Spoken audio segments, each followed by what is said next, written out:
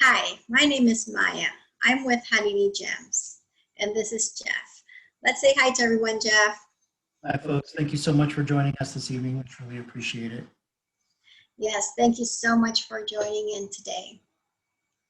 In our last show, we discovered the various type of opals and their countries of origin. If you did not have a chance to check it out, we have provided a link to our first show. We hope that you'll give it a look. Today, we're going to delve into the discovery of opals and their colors. Opals has so many variations of colors. The colors that we see depend on the angle the opal is faced and how light is directed into the gemstone. How does this opal have such unique characteristics? That is what we're going to be discovering tonight, the science of optics. We will discover terms together such as constructive and destructive interference so that we can understand the behavior of the gemstones. I will now turn it over to Jeff so that we can understand the science of optics and how light travels through matter. So the first thing to understand about opal formation is that these gemstones begin their lives as simple sand and water. And so as water flows through sandstone, basalt, ironstone, and other silica-rich materials, the water dissolves the host material and carries away some of the silica in the form of silicon dioxide. So opals are really nothing more than silicon dioxide from the sand and water. As this enriched water settles into the cracks of rocks and nooks and crannies created by volcanic lava bubbles bursting or sedimentary layers at the bottom of an ancient inland sea, for example, they get covered with silt and mud, and the water eventually starts to form a gel, which slowly hardens over tens of millions of years.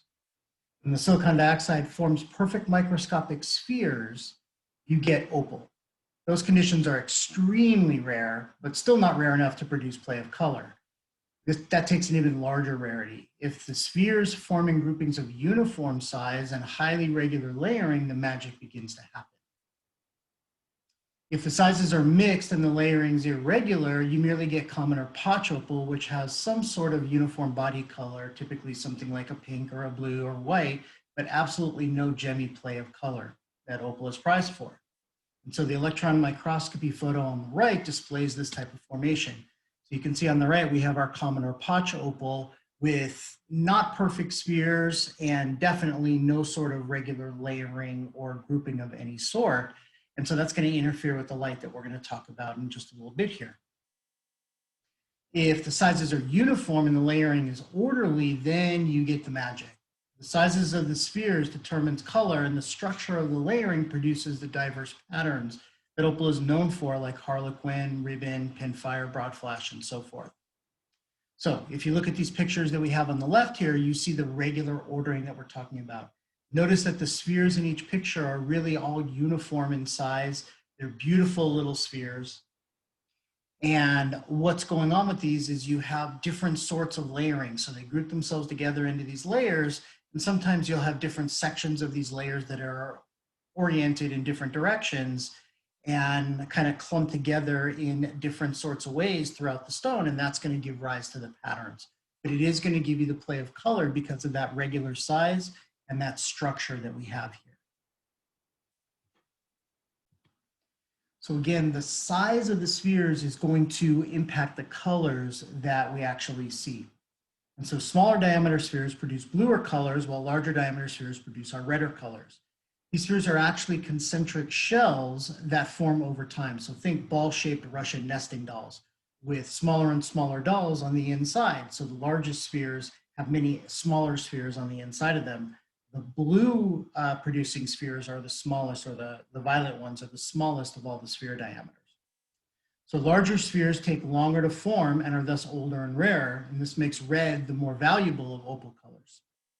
The size of the spheres also affects the spacing between the layers, and this is going to help determine the brightness, as we're going to see in just a few minutes. So white light is made up of photons oscillating in sinusoidal waves. So think sine curves from high school trigonometry. The speed of the oscillations of the waves determines the color of the light that's produced. So white light comes from the mixing of all the colors of the rainbow in the visible spectrum, with red at the slow end of the visible spectrum and violet at the fast end. So you can see the visible spectrum over here on the right picture. And you can see on the left side, we have the redder colors working our way across the yellows and greens and into the blues and violets at the right end of the spectrum. And so notice that the size of the wavelength here on the left side is much longer. It takes longer for it to complete a complete cycle. And so those are moving slower, whereas the ones on the right have a much shorter wavelength and are moving then much faster. And so that's going to help determine the colors that we see. So the speed of the oscillations of the waves determines the color of the light that's produced. And white light comes from the mixing of all the colors of the rainbow. So as white light comes into the surface of the stone, then it's broken apart into its constituent colors. So opal acts like a prism. And so this left picture here shows white light, this gray line coming in. And what I've done is I've highlighted an example of one particular wave that makes up that white light. I've chosen the red one just for this example. And so we see how the red wave is coming in, it's hitting the spheres and it's bouncing off and coming back out the surface of the stone. And so as the white light is broken into its constituent colors, those colors are going to come out of the stone at a slightly different angle. And so red's going to come out at the steepest angle, and then orange and yellow, and then the blue and violet end of the spectrum is going to come out at the flattest angle. And whenever you see a photograph of a prism in action, you notice the same sort of behavior. You can kind of see it in this small little picture in the top left as well.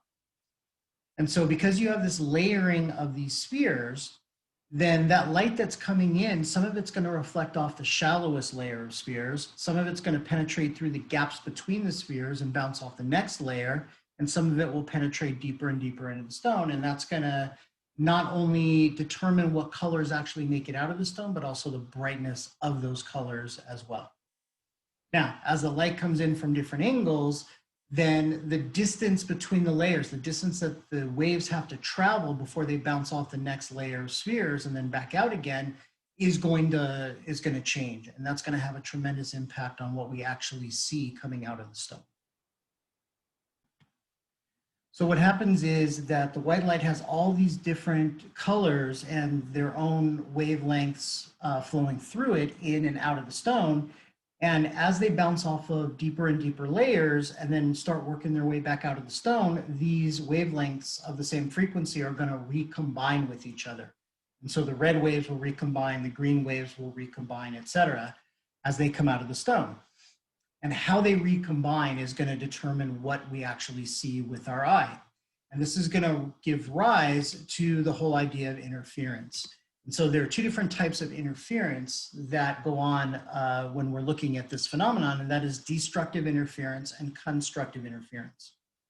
Now, first thing to understand about these waves that I have on the screen here is that the height of the wave is the amplitude, and that determines the brightness of the color. And so there are actually three different waves that I presented to you here. We have a dotted one, which is this thin one that's starting out on the bottom on the far left and then bouncing up to the top as we move from left to right. That represents now we're only looking at the red waves in this particular example. Something similar to this would be going on with the greens and the blues, et cetera, but we're just looking at red right now.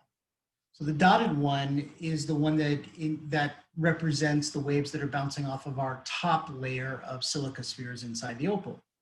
Then we have the dashed one, which is starting on the top here on the left and then bouncing down to the bottom and then back up again. And that's going to represent the light bouncing off of the second layer of these silica spheres. And then we'd have additional waves that would then be bouncing off of the third and fourth and fifth layers down, depending on how deep it goes and how many layers of silica spheres that you actually have in the stone.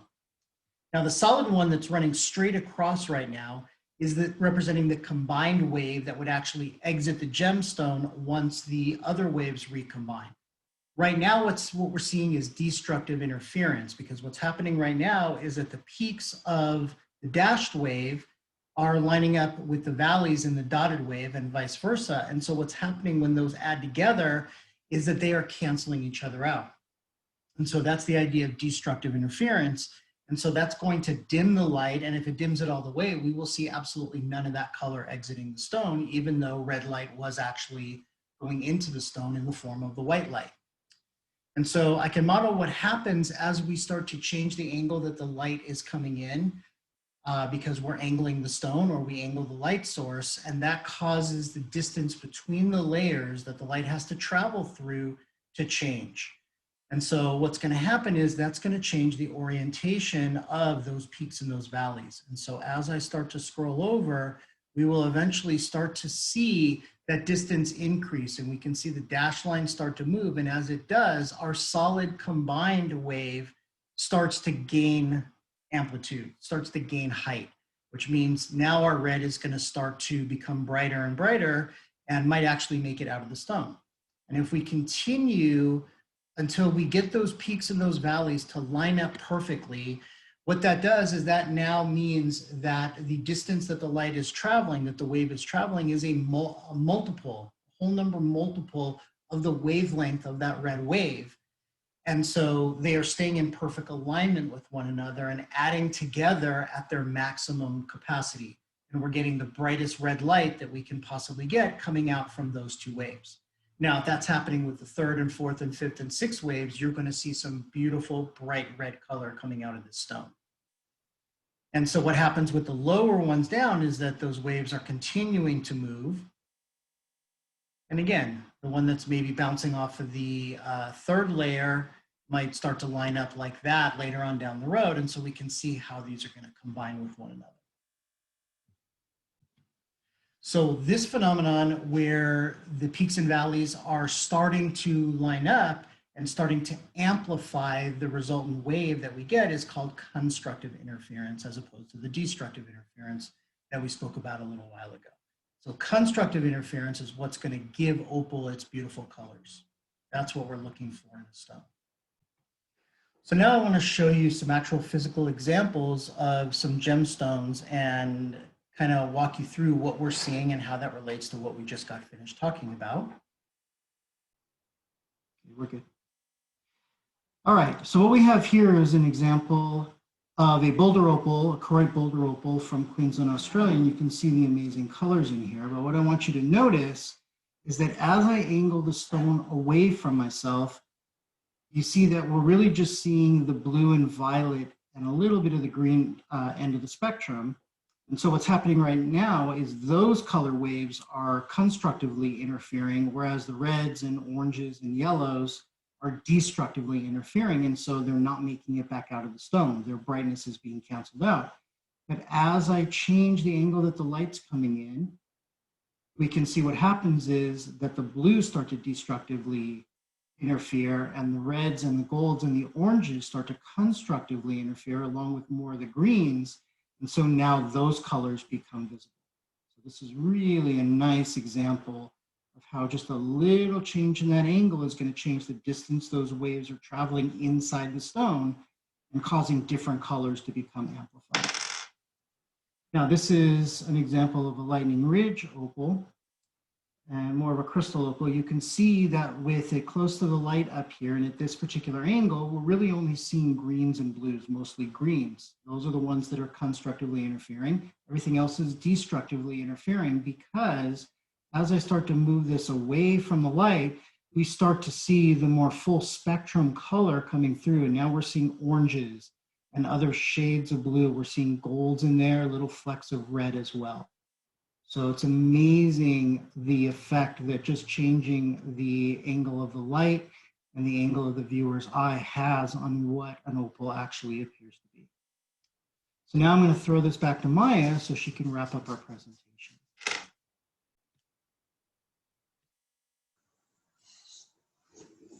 Thank you so much, Jeff, for that introductory lesson to the science of optics. Friends, if you want to learn more about opals and the science of optics, there is a resource available on TED Ed that Jeff written. And the animators did a phenomenal job in this video if you want to check it out. I wanted to just thank each and every one of you for joining us today.